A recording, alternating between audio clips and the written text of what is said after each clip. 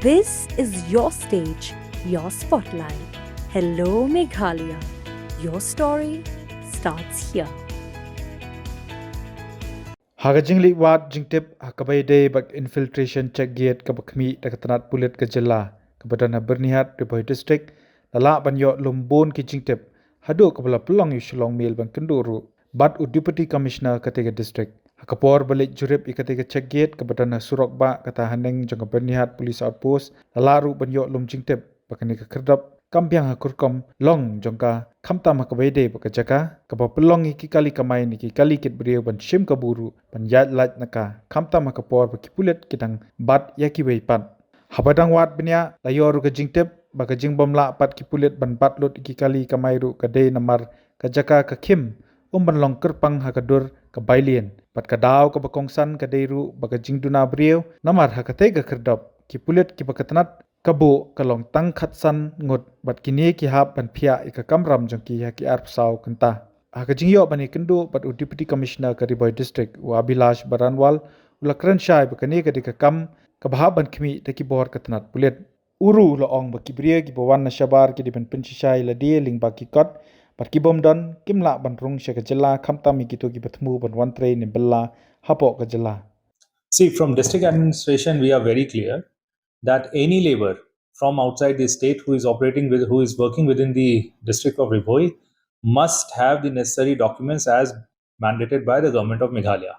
But as far as the Riboi district is concerned, in the past also we have had frequent inspections by the labor department along with our magistrates to all the industrial areas, food joints, etc., which are more prone to employing these migrant laborers from outside. We have been carrying out checks and will continue to do that. In fact, we had imposed fines on many employers also, wherein it was found that laborers without adequate documents were working. Lor kataw lo ongru hakabai day bat ka bombit Biang jongka infiltration Checkgate unsalum ka jingelang bat ki bade pej banle ek berangkam ban kampen janai kurkom trekam hakate ka kerdap. As far as the recent checks by some of the pressure groups and NGOs are concerned, wherein they have detected laborers crossing through Riboi without adequate documents, regarding that, I'll have a meeting with the enforcement authorities and we'll try and see that how the current checks can be spruced up to ensure that no such leakages happen. Regarding these concerns, as the concerned officer for the infiltration gate has expressed these concerns, this will be also flagged during the meeting that I'll have with the concerned enforcement agencies, and we'll try and find out a practical solution to address these so that the leakages come to a halt. Habatin, pej bahagi kishab plus F. Ka plus F? Hakabam bangibam dunaki eki bataya kamet. Namar kata habathiru atau kau kamlu ka umpnyang kadut pej ya kishab plus F haka jingsom.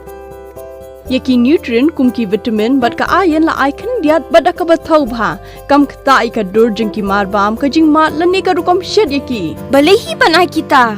Kadon ka we ka jing mentoy bakongsan. Ka kot ka kia. Ka nutrition bakam bha ka jing im bakam bha pendon kam daki marba medon ka sharp plus F menta kasni Lawan Ra Shapi the office jong Commissionariat of Food Safety Shillong Meghalaya.